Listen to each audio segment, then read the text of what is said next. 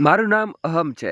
મારા પિતા સવારમાં સવારમાં સાયકલ ઉપર લોકોના ઘરે છાપવા આપવા જતા હતા અને જે પૈસા તેમને મળતા તેમાંથી તેઓ તેમના વૃદ્ધ પત્નીની સારવાર કરાવતા હતા. એક દિવસ મારા પિતાજીએ મમ્મીને કહ્યું, તારાથી મહેનત થતી નથી ને મને મારા હાલ પર છોડી દો. મરવાનું તો એક ના એક દિવસ આવશે જ છે. પરંતુ મારા પિતાજી મમ્મીની સારવાર માટે લોકોના પાસે ભીખ માંગવા પર ઉતરી આવ્યા હતા. અને આ બધું જોઈને હું મારા પિતાને ખરાબ ભલું કહેવા લાગ્યો હતો. અને એક દિવસ કંટાળીને હું મારા પિતાને ઓલ્ડ એજ હોમ લઈ આવ્યો અને ત્યારે અચાનક મારી પાસે એક ફોન કોલ આવ્યો. મારા મિત્રએ કહ્યું, અહમ, તું તારા પિતાજીને મળ્યો છે યાર? તેમણે કહે છે, મને પોતાની ફેક્ટરીમાં નોકરી આપી દે. હું મારા મિત્રની વાત સાંભળીને હેરાન રહી ગયો. મેં કહ્યું, તું આ કેવી પાગલોવાળી વાતો કરે છે? મારા પિતાજી ભલા ફેક્ટરીમાં કેવી રીતે હોઈ શકે? તેમણે હસતા હસતા કહ્યું, ભાઈ, તું કઈ દુનિયામાં રહી રહ્યો છે? તું તારા પિતાજીના ચરોડે નથી જાણતો. તેમનું તો શહેરમાં નામ મશગુલ થઈ ગયું છે. યકીન નથી આવતો કે ખુદ તારા પિતાજી મળી લે ત્યારે ખબર પડી જશે. મને મારા મિત્રની વાત ઉપર વિશ્વાસ નહોતો થતો.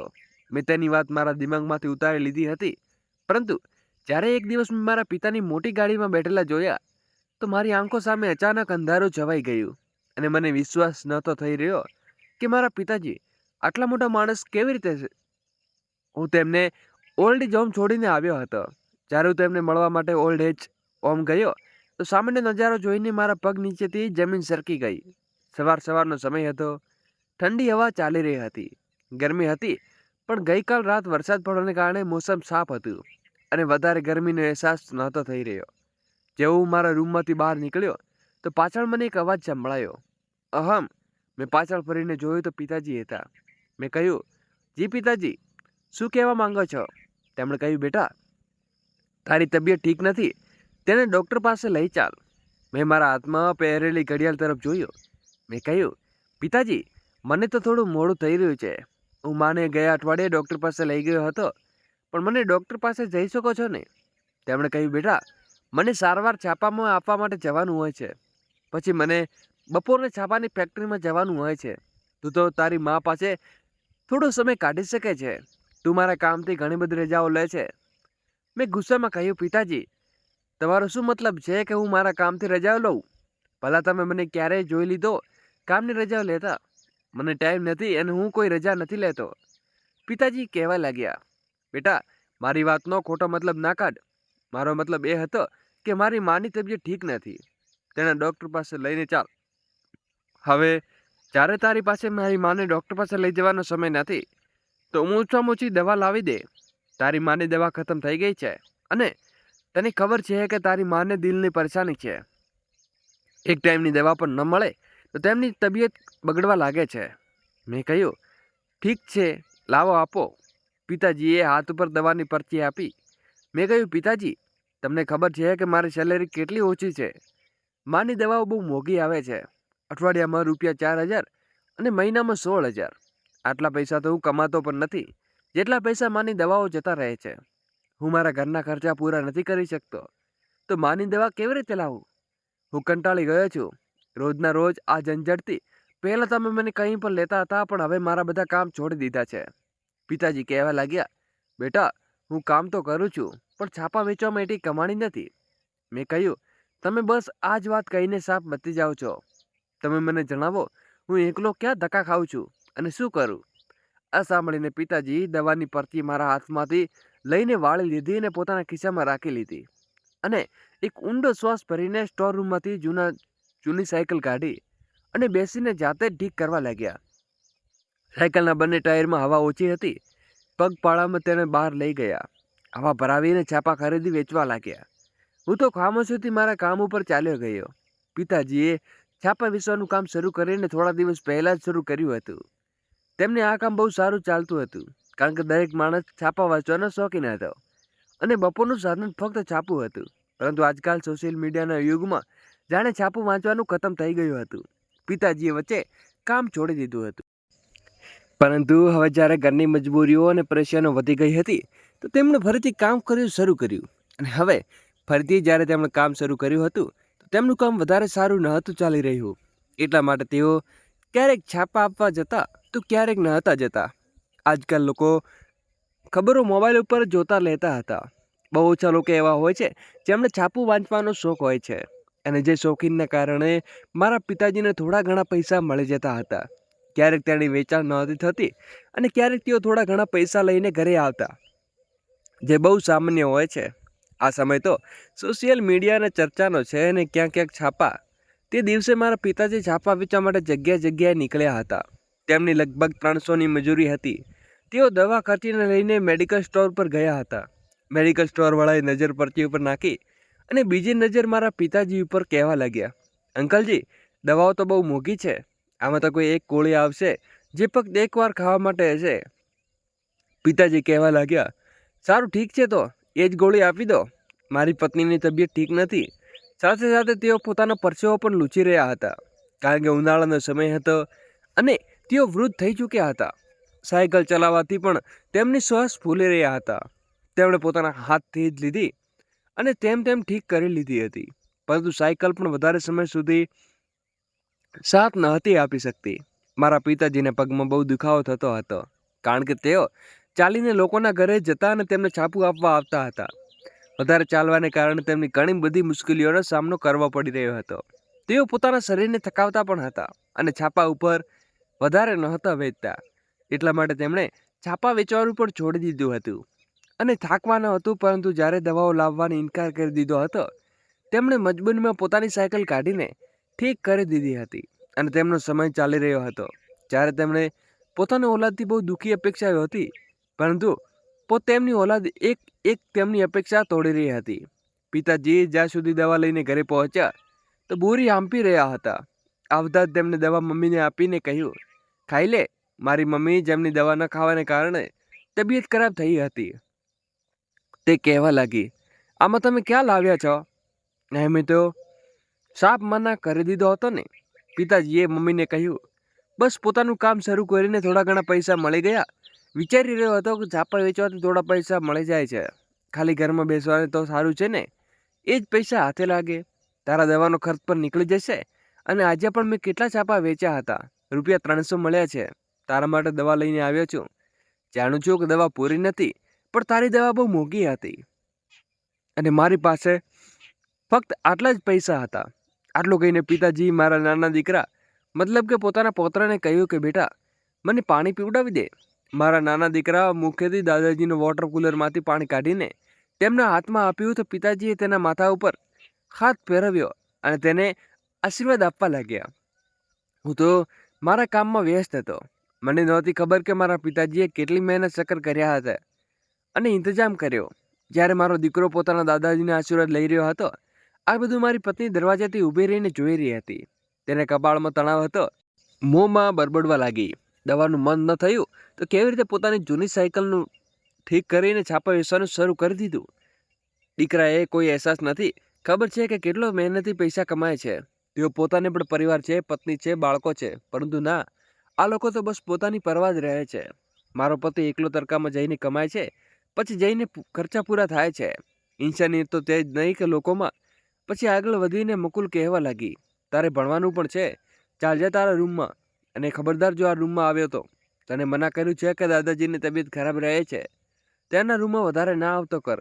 જો તારી પણ તબિયત ખરાબ થઈ ગઈ તો તારા પિતાજી બોજ પણ વધારે વધી જશે. પહેલાં જ ઘણા બધા લોકોની સારવાર કરાવી રહ્યા છે. ચાલ તારા રૂમમાં પંખો ચાલુ કરીને બેસ. અહીં પણ બંને સેવા કોઈ જરૂર નથી. આ વાત મારી પત્નીએ મારી મા અને મારા પિતાજી તરફ જોતા કહી હતી. મારા પિતાજી ખામોશીથી બધું સાંભળી લીધું. મુકુમ પોતાનો માનો ચહેરો જોતા જ રહી ગયો અને પછી પોતાના રૂમમાં જતો રહ્યો. મારા 2 જ દીકરા હતા. એક દીકરો 10 વર્ષનો હતો, શરદ, અને બીજો દીકરો 8 વર્ષનો હતો, મુકુલ. હું એક સામાન્ય કંપનીમાં નોકરી કરતો હતો. મારી સેલેરી સારી હતી, પરંતુ મારી પત્નીને આ વાત પસંદ ન હતી. હું મારા માતા પિતા ઉપર ખર્ચા કેમ કરું. મારા લગ્ન પસંદગી નહોતા થયા, બલકે મારી પત્નીને ખુદ પોતાના એકમાત્ર દીકરા માટે નીલમને પસંદ કરી હતી. હું મારા માતા પિતાને બહુ પ્રેમ કરતો હતો. તેમણે મારા ઉછેરમાં સારો હતો. મને અંતર સુધીનું શિક્ષણ પણ અપાવ્યું હતું.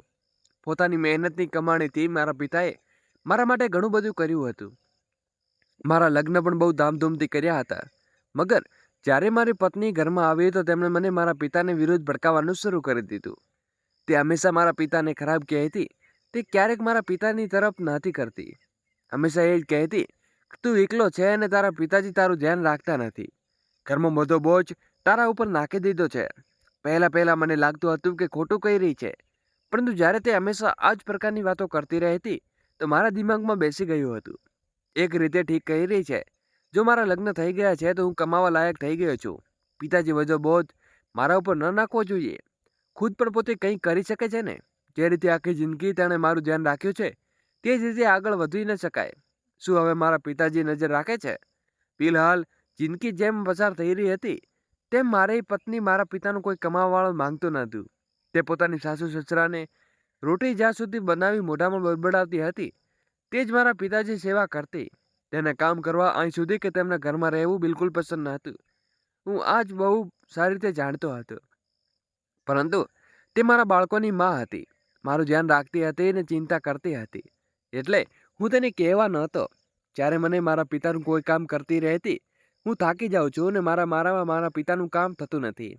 આ નહીં, તમારી માં ઘરનું કોઈ કામ કરી લે. મગર મારી મમ્મી તો બીમાર હતી. તે કેવી રીતે ઘરનું કામ કરી શકતી હતી? જ્યારે મારી મમ્મી સ્વસ્થ હતી ત્યારે ઘરના બધા કામ એકલી રીતે કરતી હતી. પરંતુ નીલમને જ્યારે પણ તેમની દિક્કત થઈ હતી ત્યારે તે ઘરનું કોઈ કામ કરી શકતી ન હતી. મારા માતા પિતાએ શરૂઆતથી જ નીલમને કહેવાની જબરદસ્તી કરી હતી. મારી તબિયત હવે વધારે ખરાબ રહેવા લાગી હતી. ડૉક્ટરે હવે તેમને વધારે ચાલવાનું ફરવાનું કામ કરવાનું મના કર્યું હતું. પરંતુ તેમ છતાં તેમને ઘરે બેઠા કોઈને કોઈ કામ કરી લેતી હતી. જેમ કે શાકભાજી કાપી દેતી હતી, લોટ બાંધી દેતી હતી અને સિલાઈનું કામ પણ કરી લેતી હતી. નીલમને ફક્ત ખાવા કે રોટી બનાવવી પડતી હતી. પરંતુ રોજ મારા ઓફિસથી આવતા તે રડવાનું શરૂ કરી દેતી હતી. કહેતી હતી કે તારા ઘરમાં કામ વધારે થઈ ગયું છે. તમારી માં કોઈ કામ નથી કરતી અને પિતા બેઠા બેઠા કામ વધારતા રહે છે. મારાથી ઘર કોઈ કામ થતું નથી. મારે એકલા જ બધું કરવું પડે છે. તમારી માં તો જ્યારથી ડૉક્ટરને મના કર્યું છે તેમણે કસમ ખાઈ લીધી છે કે કંઈ નથી કરવું. બધું મારે કરવું પડે છે. હું કહેતો હતો કે આમાં કશું શું કરી શકું. એક તો હું પહેલાંથી જ ઓફિસે થાકેલો આવું છું અને ઘરે પાછો આવું તો સારું માહોલ જોઈને ઠંડો પાણી જોયું હોય છે. માથાનો દુખાવો ઓછો કરવા માટે ચા જોઈએ છે. મગ તો દરરોજ મારા મોઢેથી નવી ફરિયાદો સાંભળવા મળે છે. મારી પાસે દલીલ સાંભળવાનો સમય નથી હોતો. તે ઠીક લાગે છે કરી લે. કામ કરવાનું મન તો કરે છે તો કરી લે છે અને નથી ચાહતો ન કર. પરંતુ રોજ રોજ મારું દિમાગ ના ખાઈશ. હું તેમ નીલમની જાન મારી છોડવી લેતો હતો. મારી પત્ની મને મારા ઉપર તૈયાર કરી લીધો અને હું મારી માતાની દવા ન લાવું તો મને આ જ થતું હતું કે હું પિતાને પણ મમ્મીની દવા મના ન કર્યું હતું. પપ્પાએ ફરી ક્યારે મારી સામે દવા વિશે કહ્યું ન હતું. એ તો લોકો પાસે લઈ જવાની વાત હતી. ખુદ મહેનત કરવા લાગ્યા હતા અને છાપા વેચતા હતા. પોતાની મમ્મીની કોઈ પરેશાની પણ નહોતા સાંભળતા. કિસ્મતે તેના ઉપર રહેમ આપ્યું. 3-4 લોકોને છાપું ખરીદવા માટે કહી દીધું હતું અને જૂના લોકો હતા. તેમને છાપું વાંચવાની આદત હતી. હજુ પણ તેઓ સૂકીને છાપામાં વાંચતા હતા. પિતાની જાણે ખુશી ગયા હતા. રોજ સવાર સાંજ તેઓ નાસ્તા કર્યા વિના છાપા વેચવા માટે નીકળી જતા. છાપા 6 ઘરોમાં છાપા આપતા હતા. છાપા ચાલતા ફરતા લોકો રિક્વેસ્ટ કરીને વેચતા હતા. મારી પત્નીની તબિયત ઠીક નથી, દવા લાવવી છે. ભગવાન માટે એક છાપું ખરીદી લો. મારા પર થોડી દયા ખાઓ. કેટલા લોકો તેમને દયા ખાઈને છાપું ખરીદી લેતા હતા. મારા પિતાજી એ જ પૈસામાંથી મમ્મીની દવા લાવતા હતા. એક દિવસ જ્યારે તેઓ ઘરે પાછા ફર્યા ત્યારે મારી પત્ની નીલમનો ચહેરો ગુસ્સાથી ભરેલો હતો. તે આમ પણ મારા માતા પિતાથી ખુશ નહોતી રહેતી, પણ પિતાજીને કામ કરતા જોઈને તેનો મૂડ વધુ ખરાબ થઈ જતો હતો. તેનો હેતુ હતો કે મારા માતા પિતા પોતાનું ગુજરાન પોતાની કમાણીથી ચલાવે, મારા પૈસા પર નિર્ભર ન રહે. નીલમે કહ્યું, પિતાજી, ઘરમાં રાશન ખતમ થઈ ગયું છે. રાશન આવશે ત્યારે જ ખાવાનું બનશે. પિતાજીએ શાંતિથી કહ્યું, દીકરી, તે અમને આ વિશે કેમ ન જણાવ્યું? હું લઈ આવત રાશન. નીલમ ગુસ્સાથી બોલી, તમે લોકોએ મારા પતિને શું સમજી રાખ્યો છે? શું તે આખો દિવસ કામ કરતું ચાલતી ફરતી મશીન છે? અરે, હજુ તો તે તમારી પત્નીની દવા લઈને આવ્યો છે અને ફક્ત 200 રૂપિયા જ બચ્યા છે. અમારો પણ પોતાનો ખર્ચ હોય છે. જાઓ, તમારા રૂમમાં બેસીને તમારા દીકરાની કમાણીના ફળ ખાઓ, કારણ કે તમારા દીકરાને તમારા પ્રત્યે વધારે જ હમદર્દી છે. થોડા પૈસા બચ્યા હતા, તેના પણ તમારી પત્ની માટે ફળ લઈ આવ્યા અને તમે કહો છો કે રાશન પણ તે જ લાવે? બધું મારા પતિની જવાબદારી નથી. તમે આટલી મહેનત કરી જ રહ્યા છો તો ઘરની જવાબદારી પણ ઉઠાવી લો. આજે તો મને કોઈ પૈસા જ નથી આપવામાં આવ્યા. હું શું બનાવું? નીલમનો મૂડ ખરાબ હતો, કારણ કે હું મારી બીમાર મમ્મી માટે ફળ કેમ લાવ્યો હતો. આ જ ગુસ્સામાં તેણે તે દિવસે ખાવાનું બનાવ્યું નહોતું. પિતાજી તેની વાતો સાંભળીને ચૂપ થઈ ગયા. તેમની આંખોમાં શરમ હતી. તેઓ જાણતા હતા કે વહુ શરૂઆતથી જ બહુ બદજુબાન છે, એટલે તેને શું કહેવું. તેઓ નજર ઝુકાવીને જવા લાગ્યા, પણ તેમને ખૂબ જ ભૂખ લાગી હતી. 1 મિનિટ માટે રોકાઈને તેમણે નીલમને કહ્યું, વહુ, કિચનમાં જોઈ લે, દાળ ચોખા જે પણ હોય તે રાંધી લે. મને પણ ભૂખ લાગી છે અને તારી માજીને પણ દવા આપવાની છે. ખાલી પેટે તે દવા નથી ખાઈ શકતી. મારી પાસે તો બસ આટલા જ પૈસા હતા કે તારી માજીની દવા લઈ શકું. નીલમે તરત જ કહ્યું, જો પોતાની પત્નીનું આટલું જ ધ્યાન હતું તો થોડું અમારા લોકોનું પણ ધ્યાન રાખી લેતા કર. શું હંમેશા બસ પોતાની પત્નીની દવાની પૈસા માટે જ કમાણી કરતા રહો છો? અરે, ક્યારેક ક્યારેક ઘરનો પણ કંઈક સામાન લઈ આવતા કર. ક્યારેક ક્યારેક પૌત્રો માટે પણ કોઈ વસ્તુ લઈ આવતા કર. ચાલો, હું તો તમારી સગી દીકરી નથી, વહુ છું. મારા માટે નહીં, પરંતુ પૌત્રો તો તમારા સગા છે. આ સાંભળીને દરવાજા પર ઊભેલી મારી મમ્મીએ તરત જ મારા હાથના લાવેલા ફળ નીલમને આપી દીધા અને કહ્યું, વહુ, તું ગુસ્સો ન કર. આ લે, આ રહ્યા ફળ, બાળકોને કાપીને ખવડાવી દે. નીલમે તરત જ ફળની થેલી પોતાના હાથમાં લઈ લીધી અને ત્યાંથી ચાલી ગઈ. પરંતુ જ્યારે પિતાજી રૂમની અંદર ગયા તો ટેબલ પર એક સફરજન રાખેલું જોયું. મમ્મીએ સફરજન કાપીને પિતાજીની આગળ મૂકી દીધું અને કહ્યું, તમે પણ કંઈક ખાઈ લો. મેં તમારા માટે બચાવી લીધું હતું. હું જાણું છું કે તમે બહુ થાકી ગયા છો. તમને ભૂખ લાગી છે.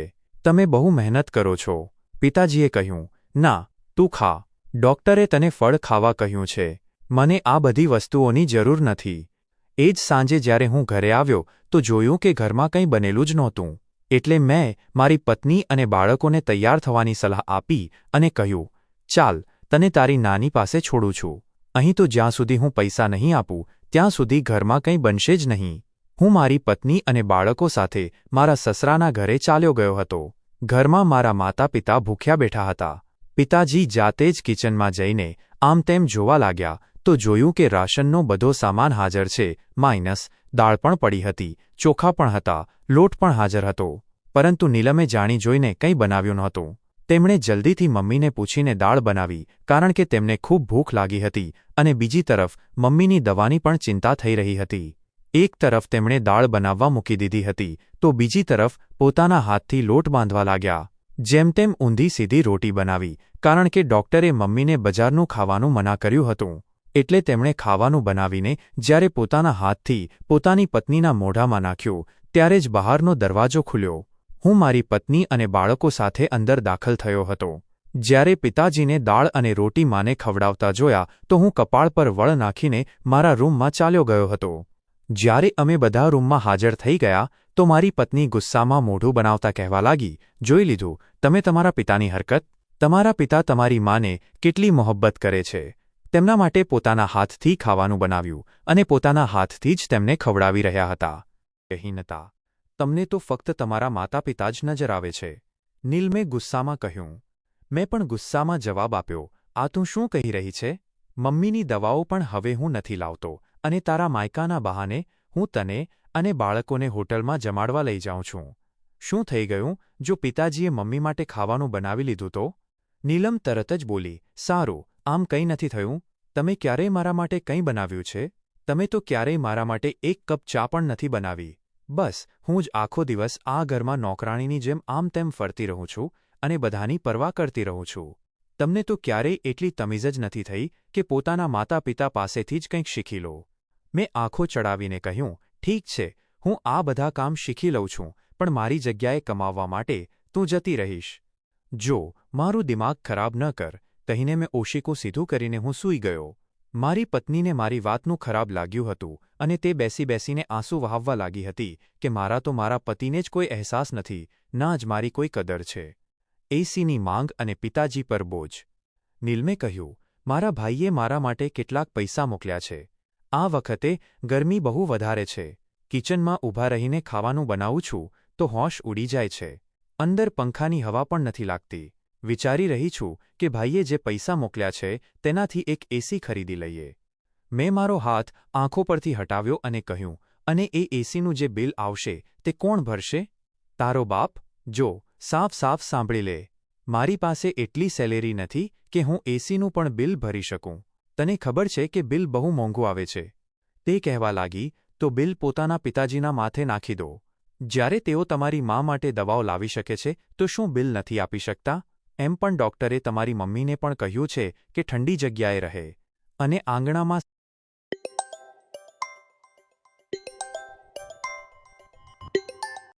સાંજના પછી જ થોડું મોસમ સારું થાય છે. આખો દિવસ તો તે પણ પરસેવામાં પલળતી રહે છે. સારું છે જો આપણા રૂમમાં એસી લાગી જાય તો તમારી મમ્મી પણ એક તરફ પોતાનો પલંગ પાથરીને સૂઈ જશે. મને આ વાત બિલકુલ ઠીક લાગી હતી. એટલે મેં બીજા જ દિવસે પિતાજી સાથે વાત કરી. મેં તેમને કહ્યું, પિતાજી, નીલમના ભાઈએ તેને પૈસા મોકલ્યા છે. ગરમી બહુ વધારે થઈ રહી છે. તે કહી રહ્યા છે કે તું આ પૈસાથી તારા ઘરમાં એસી લગાવી લેજે. અને નીલમ પણ કંઈક આવું જ ચાહે છે કે આપણે આપણા રૂમમાં એસી લગાવી લઈએ. મમ્મી અને તમે પણ અમારા રૂમમાં જ પલંગ પાથરીને સૂઈ જતા કરો. એમ પણ ડૉક્ટરે મમ્મીને ગરમીથી બચવા માટે કહ્યું છે. આ સાંભળીને પિતાજી ખુશ થઈ ગયા હતા અને કહેવા લાગ્યા, સારું બેટા, આવી વાત છે તો લગાવી લે. મેં પિતાજીને કહ્યું, લગાવવાનું તો લગાવી લઉં છું, પણ વાત એ છે કે તમે તો જાણો છો કે મારી સેલેરી એટલી વધારે નથી. હું ઘરના ખર્ચા જ મુશ્કેલીથી પૂરા કરી શકું છું. એસીનું બિલ નથી આપી શકતો. હા, જો તમે છાપા વેચીને એટલા પૈસા જમા કરી લો કે બિલ ભરી શકાય તો હું એસી લગાવી લઉં છું. આખરે ફાયદો તો મમ્મીને જ થશે. પિતાજીનું આશ્ચર્ય અને મારી બેદરકારી. આ સાંભળીને પિતાજી ધ્યાનથી મારી શકલ જોવા લાગ્યા હતા. જાણે તેમને મારા આવા શબ્દોની આશા જ નહોતી. પિતાજી સ્તબ્ધ થઈને મારી શકલ જોવા લાગ્યા હતા. તેઓ આ વાત બહુ સારી રીતે જાણતા હતા કે મારી સેલેરી સારી એવી હતી, કારણ કે હું દર રવિવારે મારી ફેમિલીને ફેરવવા માટે લઈ જતો હતો, સિવાય કે મારા માતા પિતાને છોડીને. અમે લોકો ખાવાનું પણ બહાર જ ખાતા હતા.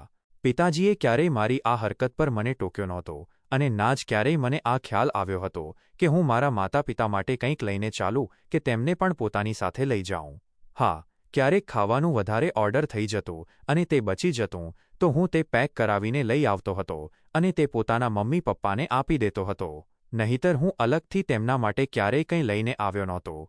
વધુ મહેનતનો બોજ. પિતાજી કહેવા લાગ્યા, બેટા, હું કેવી રીતે બિલ જમા કરી શકું? હું તો બહુ મુશ્કેલીથી તારી માની દવાઓ માટે પૈસા ભેગા કરું છું. તે પણ તે સાફ કહી દીધું છે કે તારા બસની વાત નથી. મેં કહ્યું, જ્યાં તમે મમ્મીની દવાઓ માટે પૈસા ભેગા કરી લો છો એમ જ બિલ માટે પણ કરી શકો છો. એમાં ફાયદો તો મમ્મીને પણ થશે. મારી પત્ની તો એસી માટે પહેલાથી જ પૈસા આપી રહી છે. હું કંઈ નથી જાણતો. એસી પણ લાગશે અને બિલ પણ તમે જ આપશો. હવે પિતાજી પાસે મારી વાત માનવાની બહુ મોટી મજબૂરી હતી. તેમણે હવે પહેલાથી પણ વધારે મહેનત કરવી શરૂ કરી દીધી હતી. પરંતુ છાપા વધારે નહોતા વેચાતા. એટલે તેમણે એ કર્યું કે સાથે મજૂરી પણ કરવી શરૂ કરી દીધી હતી. પરંતુ તેઓ ખુદ કમજોર હતા, વૃદ્ધ થઈ ચૂક્યા હતા. વધારે મહેનત નહોતા કરી શકતા, કારણ કે તેમણે મને ક્યારેય મહેનત મજૂરી પર નહોતો લગાવ્યો. આખી જિંદગી ખુદ છાપા વેચીને મહેનત કરીને તેમણે પોતાના દીકરાને સારી સ્કૂલમાં શિક્ષણ અપાવ્યું હતું અને હું એક સારી નોકરી કરતો હતો. શું તમે આ દવાઓના ખર્ચની જવાબદારી ઉઠાવવાની મારી ઈચ્છા હોવા છતાં મારી પત્ની નીલમના દબાણને કારણે હું તેમ કરી શક્યો નહીં? નીલમ હંમેશા મારા પિતાનું ઉદાહરણ આપતી રહેતી, જેઓ વૃદ્ધાવસ્થામાં પણ મારી માતાનું કેટલું ધ્યાન રાખતા હતા અને મને મહેણું મારતી કે હું તેમનું ધ્યાન રાખતો નથી. જ્યારે મારા પિતાની મહેનત પૂરતી ન રહી અને તેઓ ખૂબ થાકી ગયા, ત્યારે તેમણે ભીખ માંગવાનું શરૂ કર્યું. તેઓ લોકોને કહેતા, મારી પત્નીની દવાઓ માટે પૈસા નથી, ભગવાન માટે મદદ કરો. લોકો તેમને મદદ કરતા, જેનાથી તેઓ મારી માતા માટે દવાઓ લાવી શકતા અને એસીનું બિલ પણ ભરી શકતા. એક દિવસ હું મારા મિત્રો સાથે એક રેસ્ટોરન્ટમાં પાર્ટી કરી રહ્યો હતો, ત્યારે મેં જોયું કે મારા પિતા એ જ રેસ્ટોરન્ટની બહાર ભીખ માંગી રહ્યા હતા. મારા મિત્રો, જેઓ મારા પિતાને સારી રીતે ઓળખતા હતા, તેમણે તેમને જોઈ લીધા અને મને વિચિત્ર નજરે જોવા લાગ્યા. એકે પૂછ્યું, આ તારા પિતા છે? આ શું કરી રહ્યા છે? બીજાએ કહ્યું, અરે આ તો ભીખ માંગી રહ્યા છે. ત્રીજાએ શરમજનક રીતે કહ્યું, કેટલી શરમની વાત છે. તું સારી નોકરી કરે છે અને સારી પોસ્ટ પર છે અને તારા પિતા અહીં ભીખ માંગી રહ્યા છે. મારા મિત્રોની સામે હું અત્યંત શર્મિંદા થઈ ગયો. મને મારા પિતા પર ખૂબ ગુસ્સો આવ્યો, કારણ કે મને લાગતું હતું કે તેઓ જાણી જોઈને આમ કરીને મને નીચો દેખાડી રહ્યા છે, જેથી હું દવાઓ અને એસીનું બિલ જાતે ચૂકવી દઉં. જો કે મારા પગારમાંથી મારું ગુજરાન સરળતાથી ચાલતું હતું અને હું આ બધા ખર્ચાઓ ઉઠાવી શકતો હતો, પરંતુ મારી પત્નીના દબાણને કારણે હું તેમ કરી શકતો નહોતો. જો હું તેમ કરતો તો તે રોજ નવો ઝઘડો કરતી અને મને મહેણા મારતી. ઘરે પાછા ફરીને મેં મારા પિતાને ગુસ્સામાં કહ્યું, તમે જાણી જોઈને એ જ રેસ્ટોરન્ટની બહાર ભીખ માંગી રહ્યા હતા જ્યાં હું મારા મિત્રો સાથે હતો. મારા મિત્રોએ તમને જોઈને મારી મજાક ઉડાવી. જો તમે ફરી ક્યારે આવી હરકત કરી તો જોઈ લેજો હું તમારું અને માતાનું શું હાલ કરું છું. મારી પત્ની પણ મને ભડકાવી રહી હતી કે તમારા પિતાએ તમારી ઇજ્જતની અર્થી કાઢી દીધી છે. તમે તો ક્યાંય મોઢું દેખાડવાને કાબિલ પણ નથી રહ્યા. તે દિવસે મારી માતા રડતી રહી અને હાથ જોડીને પિતાને કહેવા લાગી, તમે મારી ખાતર આ બધું કરવાનું છોડી દો. મારે એમ પણ એકને એક દિવસ મરી જ જવાનું છે. દવા ન મળી તો થોડા વહેલા જ મરી જઈશ, પણ હું તમને પરેશાન જોવા નથી માંગતી. મારી જિંદગીનો કોઈ ભરોસો નથી. ડોક્ટર પણ મને જવાબ આપી ચૂક્યા છે. તમે મારી ખાતર આટલી મહેનત કેમ કરો છો અને લોકોથી મદદ કેમ માંગો છો, જેનાથી મારા દીકરાની ઇજ્જતને દાગ લાગી શકે છે? મારા પિતાની આંખોમાં આંસુ આવી ગયા. તેઓ કહેવા લાગ્યા, જો અમારો દીકરો ઈચ્છે તો ઘરનો બધો ખર્ચ પોતાના હાથમાં લઈ શકે છે, પરંતુ તે આવું નહીં કરે કારણ કે તે પોતાની પત્નીનો ગુલામ બની ગયો છે. જેવું તેની પત્ની કહે છે તેવું જ તે કરે છે, તેની જ સાંભળે છે. તેને પોતાના માતા પિતાની કોઈ પરવા નથી. જો તારું ધ્યાન હું પણ નહીં રાખું તો પછી કોણ રાખશે? હું મહેનત કરીશ અને કમાવીશ, અને જો કંઈ ન બન્યું તો લોકોથી ભીખ પણ માંગીશ, કારણ કે આપણા દીકરાની પત્નીને આ બધું સહન નથી કે હું તારી દવાઓ લાવું છું. એક અઠવાડિયા પછી મારા પિતા એક વ્યક્તિ પાસેથી પૈસાની મદદ માંગી રહ્યા હતા જેથી માતાને ડોક્ટર પાસે લઈ જઈ શકાય. ડોક્ટરે કહ્યું હતું કે દર 2 મહિને ચેકઅપ માટે આવવું જરૂરી છે અને એ ડોક્ટરની ફી 2000 રૂપિયા હતી. હું જાણતો હતો કે પિતાજી પાસે એટલી ગુંજાઈશ નહોતી. તેમ છતાં તેઓ સારામાં સારા ડોક્ટરને બતાવતા હતા જેથી માતાની તબિયત જલ્દી સુધરી જાય. પરંતુ હવે 2000 રૂપિયા ફીના પછી દવાઓ અને રિપોર્ટ્સ એ બધાનો મળીને ઘણો વધારે ખર્ચ થતો હતો. આટલા પૈસા તો તેઓ કમાતા પણ નહોતા. તેમણે જે ઘરમાં છાપું આપવાનું કામ પકડ્યું હતું ત્યાં જ એ વ્યક્તિને કહ્યું કે તે તેમને આર્થિક મદદ કરી દે, કારણ કે તેમને પોતાની પત્નીને ડોક્ટર પાસે લઈ જવાનું છે. તે વ્યક્તિ કહેવા લાગ્યો કે મારા દીકરાની આ ઓફિસ છે. તેણે એક કાર્ડ કાઢીને પિતાજીના હાથ પર પકડાવ્યું અને કહ્યું કે જઈને તેનાથી મદદ માંગી લો. આ તમને પૈસા આપી દેશે. હાલ મારી પાસે તો પૈસા નથી. મારા પિતા ખુશી ખુશી સાયકલ પર બેસીને તેમના દીકરાની ઓફિસ જવા રવાના થયા. મને ખબર નહોતી કે મારા પિતા જે ઓફિસમાં ગયા હતા ત્યાં હું પણ કામ કરતો હતો. જ્યારે પિતાજીએ મારા બોસ પાસેથી પૈસા માંગ્યા ત્યારે તેઓ ઓળખી ગયા કે આ મારા પિતા છે. તેમણે મને પોતાની કેબિનમાં બોલાવીને મારી ખૂબ બેઇજ્જતી કરી અને કહ્યું, જ્યારે તારી સારી એવી સેલેરી છે તો શું તું તારી માતાની સારવાર માટે પૈસા નથી આપી શકતો? તારા પિતા મારી પાસે ભીખ માંગતા અહીં સુધી પહોંચ્યા છે જેથી હું તેમની પત્નીના ડોક્ટરનો ખર્ચ ઉઠાવી શકું. બોસે મને સારો એવો ઠપકો આપ્યો. મને તેમના સામે ખૂબ શરમ મહેસૂસ થઈ રહી હતી. તે દિવસે હું મારા પિતાને ઘરે લઈ જઈને જોરથી જમીન પર ધક્કો મારી દીધો. આ જોઈને મારી માતાએ પોતાના છાતી પર હાથ રાખી લીધો. તે રડવા લાગી, ચીખવા ચિલ્લાવા લાગી, બેટા, આ તું શું કરી રહ્યો છે તારા પિતા સાથે? મારી પત્ની એક તરફ ઊભી રહીને મજા લઈ રહી હતી. હું મારા પિતા પર ચિલ્લાવા લાગ્યો અને કહેવા લાગ્યો કે જો મારી નોકરી છૂટી ગઈ તો મારી પત્ની અને બાળકોને કોણ પાળશે? તમને આખરે શું જરૂર હતી ત્યાં સુધી પહોંચવાની? મારા મિત્રોની સામે તો તમે મારી બેઇજ્જતી કરાવી જ ચૂક્યા છો, હવે મારા ઓફિસ સુધી પણ પહોંચી ગયા. તમને શરમ ન આવી? હું મારી આટલી વધારે બેઇજ્જતી બરદાસ્ત નથી કરી શકતો. પિતાજી કહેવા લાગ્યા, બેટા, હું જાણું છું તારી સેલેરી બહુ વધારે છે. તું પોતાના પૈસા મારાથી છુપાવે છે. પોતાની પત્ની અને બાળકોને ફેરવવા માટે તો તારી પાસે ઘણા પૈસા હોય છે, મગર જ્યારે વાત માતા પિતાની આવે છે તો તું પોતાના પૈસાનું રોણું રડતો રહે છે. હું મારી પત્નીની સારવાર જરૂર કરાવીશ, ભલે મને જેનાથી પણ મરજી ભીખ માંગવી પડે. જ્યારે તને તારી માતાની કોઈ પરવા નથી તો પછી હું જે કરું છું તું મને કરવા દે. મેં ગુસ્સાથી કહ્યું કે સારું, તો પછી હું પણ જોઉં છું કે તમે આ બધું કેવી રીતે કરો છો. પિતાજી ઊભા થઈ ગયા અને કહેવા લાગ્યા, હું જોઉં છું કે તું મને આખરે કેવી રીતે રોકે છે. તું મારો દીકરો છે અને હું તારો બાપ છું. બસ, બહુ થઈ ગયું. બહુ જોઈ લીધી મેં તારી હરકતો. મગર હવે હું તને અને બરદાસ્ત નથી કરી શકતો. પિતાજીની વાત સાંભળીને મેં તેમને એક જોરદાર ધક્કો માર્યો. તેઓ જમીન પર ફરીથી પડી ગયા અને આ વખતે તેમના માથા પર ચોટ પણ આવી. મમ્મી દોડીને આગળ વધી અને કહેવા લાગી કે તમને શરમ નથી આવતી? તમે તમારા પિતાને જલીલ કરી રહ્યા છો.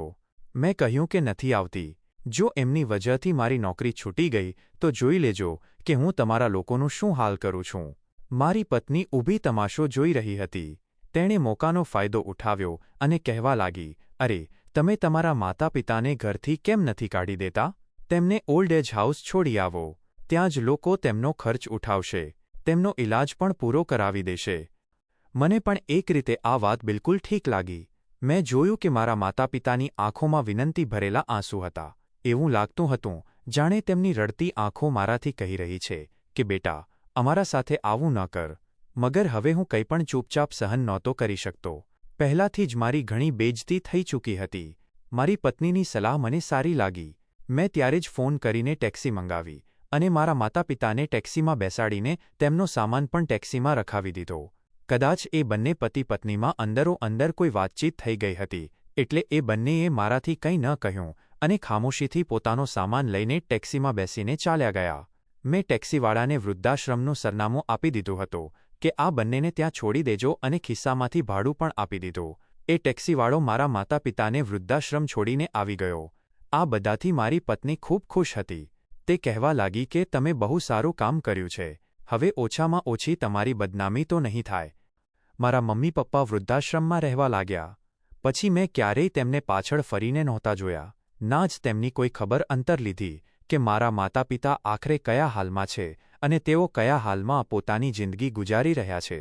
મારી જે સેલેરી આવતી હતી તે મારી પત્ની પોતાની પાસે રાખી લેતી. બાળકોના પણ હવે સારા અને મોંઘા કપડાં બનાવતી હતી. એક દિવસ મારી પત્ની પોતાના સંબંધીના ઘરે કીર્તનમાં ગઈ હતી. ત્યાં એક સ્ત્રીએ વડીલોના મહત્વ વિશે જણાવ્યું કે ઘરમાં માતા પિતા કે સાસુ સસરાનું હોવું કેટલું જરૂરી છે. જ્યારે ઘરમાં વડીલો હોય છે તો તેમના આશીર્વાદ હંમેશા પૂરા ઘર પર બન્યા રહે છે. આટલી સારી વાતો સાંભળીને મારી પત્નીના મગજ પર કોઈ અસર નહોતી થઈ. તેણે ઉલટું ઘરે આવીને મારાથી કહ્યું હતું કે બધી વાતો બેકાર હોય છે. તમે તમારા માતા પિતા સાથે કંઈ ખરાબ નથી કર્યું. જે કંઈ કર્યું ઠીક કર્યું. તેઓ આના જ લાયક હતા કારણ કે તમારા પિતા તમને બદનામ કરી રહ્યા હતા. તાવો તમારા બોસ પાસેથી પૈસા માંગીને તમારી નોકરી છીનવી લેવા માંગતા હતા. મેં બધાને એમ જ કહ્યું હતું કે મેં મારા માતા પિતાને ઋષિકેશ ફરવા માટે મોકલી દીધા છે. જ્યારે મેં આ વાત મારા બોસને પણ જણાવી તો તેઓ પણ બહુ ખુશ થયા હતા. હવે મારી પત્ની પોતાના માયકાવાળાને ખૂબ પોતાના ઘરે બોલાવતી હતી. તેમના માટે સારું સારું ખાવાનું બનાવતી હતી. પોતાની મિત્રોને પણ બોલાવતી હતી. મારા તો હોશ ત્યારે ઉડી ગયા જ્યારે અચાનક મારી નોકરી જતી રહી.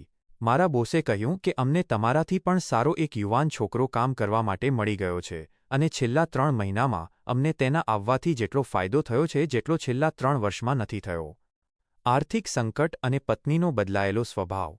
અચાનક નોકરી જતી રહેવાને કારણે મારા હોશ ઉડી ગયા હતા કે હવે મારા સાથે શું થશે? હવે હું શું કરીશ? જેટલી મારી જમાપૂંજી હતી તે બધી ખર્ચ થઈ ગઈ હતી. હું વધારે ભણેલો ગણેલો નહોતો, ફક્ત ઇન્ટર જ કર્યું હતું. મગર આ હિસાબે મને આ કંપનીમાં નોકરી મળી હતી કે મારા માટે કોઈ સૌભાગ્યથી ઓછું નહોતું. ભલે મારી શિક્ષણ વધારે નહોતી પણ હું દિમાગનો બહુ તેજ હતો.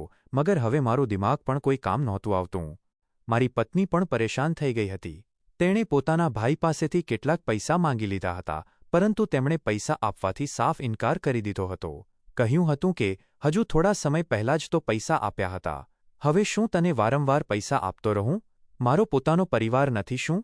તને એસી પણ લગાવીને આપી દીધું. હવે હું ક્યાંથી તને પૈસા આપતો રહું? જીવનનો કઠિન સમય.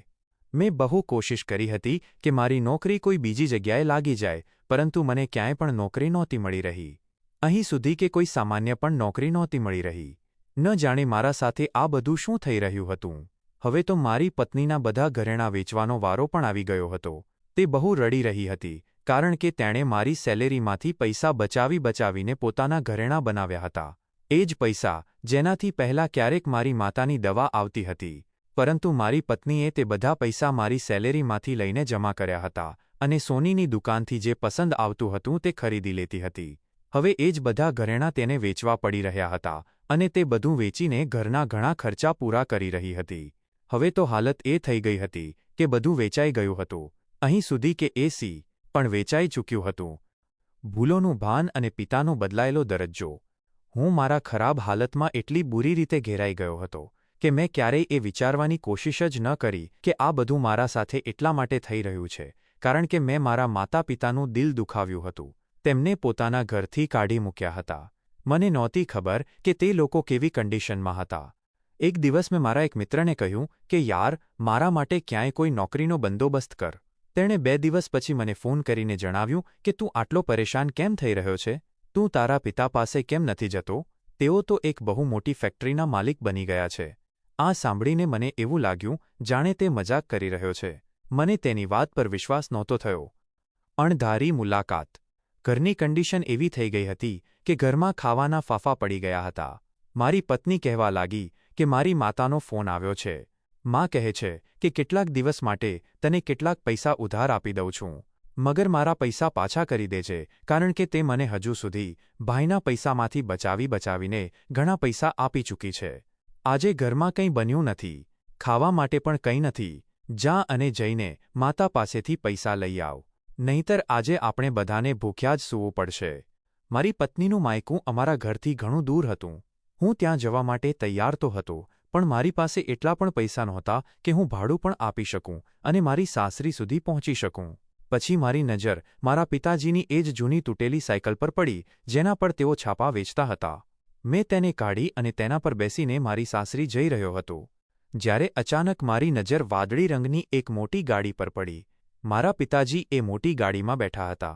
તેમણે મોંઘો સૂટ પહેર્યો હતો અને તેમને જોઈને ક્યાંયથી પણ એવું નહોતું લાગતું કે તેઓ મારા પિતાજી છે.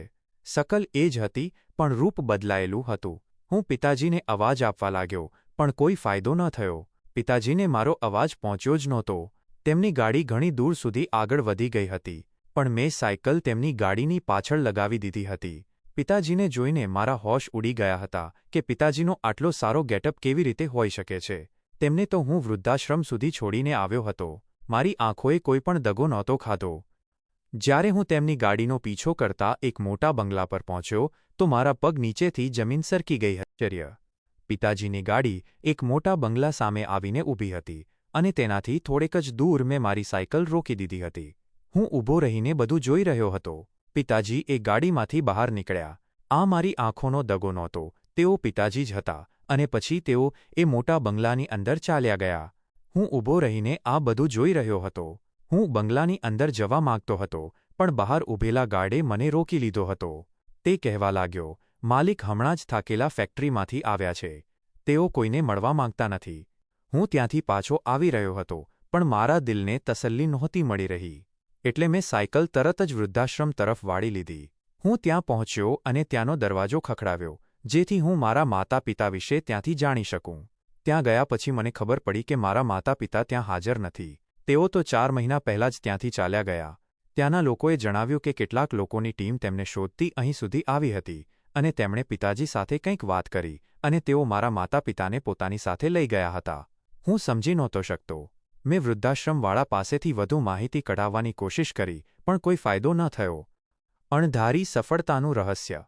હું પિતાજી વિશે વધુ કંઈક જાણવા માંગતો હતો કે આખરે મારા પિતાજીએ આટલી પ્રગતિ કેવી રીતે કરી.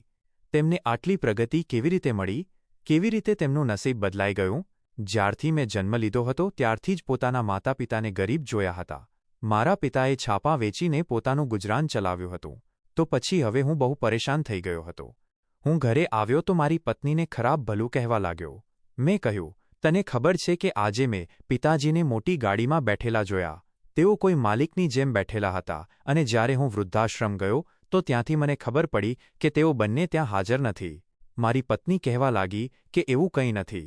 તારા માતા પિતાને વૃદ્ધાશ્રમમાં રહેતા 6 મહિના થઈ ચૂક્યા છે. ભલા આ 6 મહિનામાં તેઓ આટલા અમીર કેવી રીતે હોઈ શકે છે? મેં કહ્યું, આ વાત સાચી છે. મેં ખુદ પોતાની આંખોથી પિતાજીને મોટા બંગલાની અંદર જતા જોયા. મારી આંખો દગો નથી ખાઈ શકતી. આ બધું તારી વજહથી થયું છે. તું હંમેશા કહેતી રહેતી હતી કે તેમને ઘરથી કાઢી મૂકો, ઘરથી કાઢી મૂકો. આજે જો તેઓ અમારી સાથે રહી રહ્યા હોત અને અમારી સાથે રહેતા તેમનું નસીબ બદલાઈ ગયું હોત તો તેમની સાથે સાથે અમે પણ મજા કરી રહ્યા હોત. મારી પત્ની શર્મિંદા થતાં કહેવા લાગી કે મને શું ખબર હતી કે તમારા માતા પિતાનું નસીબ બદલાઈ જશે? મેં મારા માથા પર હાથ માર્યો અને કહ્યું, મેં બહુ મોટી ભૂલ કરી તારી વાત માનીને. જો મારા માતા પિતા અહીં હોત તો હું પણ ખૂબ અમીર હોત, પણ તારી વજહથી બધું હાથમાંથી જતું રહ્યું. માફી અને પિતાની વાત. હવે મને કંઈક ને કંઈક કરવું હતું. બીજા દિવસે મેં ફરીથી સાયકલ ઉઠાવી અને એ જ બંગલા પર પહોંચી ગયો હતો, જેથી પોતાના પિતાજીને મળીને વાત કરી શકું. અને જો મને તેમનાથી માફી માંગવી પડી તો હું તેમનાથી માફી પણ માંગી લઈશ, કારણ કે મારા ઘરના હાલત બહુ વધારે ખરાબ થઈ ગયા હતા. હું જ્યારે દરવાજા પર પહોંચ્યો, મેં ગાર્ડને કહ્યું કે તેમને જણાવો કે તેમનો દીકરો અહેમ તેમને મળવા માટે આવ્યો છે. ગાર્ડે મને અજીબ નજરોથી જોયો. પછી જ્યારે તેણે અંદર જઈને મારા વિશે જણાવ્યું તો પિતાજીએ મને અંદર આવવા કહ્યું. અને જ્યારે હું અંદર ગયો તો મારી આંખો તેમનું ઘર જોઈને ચમકી ગઈ હતી. આ મારા પિતાજીનું જ ઘર હતું, કારણ કે સામે સોફા પર મારી મમ્મી સ્વસ્થ કન્ડિશનમાં બેઠી હતી અને તેમના જ બરાબરમાં પિતાજી બેઠા હતા. તેમના હાથમાં કોફીનો કપ હતો. ઘરમાં નોકર કામ કરી રહ્યા હતા. પિતાજી મને જોઈને કહેવા લાગ્યા કે બેસ, તો હું તેમના સામેવાળા સોફા પર બેસી ગયો હતો. મમ્મીએ મને મોહબ્બતભરી નજરથી જોયો. હજુ પણ એ બંનેના ચહેરા પર મને ગુસ્સો નહોતો દેખાઈ રહ્યો, બલકે એ બંને તો મને મોહબ્બતની નજરોથી જોઈ રહ્યા હતા. મેં કહ્યું, પિતાજી, મને માફ કરી દો. મારા બહુ ખરાબ દિવસો ચાલી રહ્યા છે. કહેવા લાગ્યા કે સારું, તો તારા ખરાબ દિવસો શરૂ થઈ ગયા ત્યારે જ તો તને પોતાના માતા પિતાની યાદ આવી છે, નહીંતર તો તને પોતાની માતાની દવાઓ બહુ મોંઘી પડતી હતી. નસીબનો પલટો. પિતાજી કહેવા લાગ્યા કે ઉપરવાળાએ મારી પ્રાર્થના સાંભળી લીધી છે. અમારી જે જમીન બંજર પડેલી હતી તેને જિંદગી મળી ગઈ છે. આજે તે કરોડોના ભાવ વેચાનારી જમીન છે. કરોડોમાં વેચાઈ ગઈ. જે જમીન નદી કિનારે આવેલી હતી અને તેને સરકારે પોતાના કબજામાં લઈ લીધી હતી. ઉપરવાળાએ તે મને પાછી આપી દીધી. સર્વેવાળા લોકો મોહલ્લામાં આવ્યા હશે, મગર તેમને મોહલ્લાથી ખબર પડી કે તે અમને વૃદ્ધાશ્રમમાં છોડી દીધા છે. તો તેઓ અમને શોધતા ત્યાં સુધી આવી ગયા અને તેમણે કહ્યું કે તેઓ અમારી જમીન ખરીદવા માંગે છે. હજારોની જમીન હવે કરોડોમાં વેચાઈ ગઈ. મેં તે જમીન વેચીને રકમ લઈ લીધી. અડધા પૈસા પોતાના કારોબાર પર લગાવ્યા. મારી તેલની ફેક્ટરી હવે સફળ છે અને મેં એનાથી થયેલી કમાણીના અડધા પૈસાથી એક મોટું નવું ઘર બનાવ્યું છે. હવે અમારું પોતાનું ઘર છે અને અમને તારા ઘરની કોઈ જરૂર નથી. એટલું જ નહીં, હું તારી માતાની સારવાર પણ ખૂબ સારી રીતે કરાવી રહ્યો છું, મોટા અને મોંઘા ડોક્ટરો પાસે. બેટા, મને હવે તારી કોઈ જરૂર નથી. ભગવાને અમને બધું જ આપ્યું છે. મને ફક્ત તારી માની જરૂર હતી.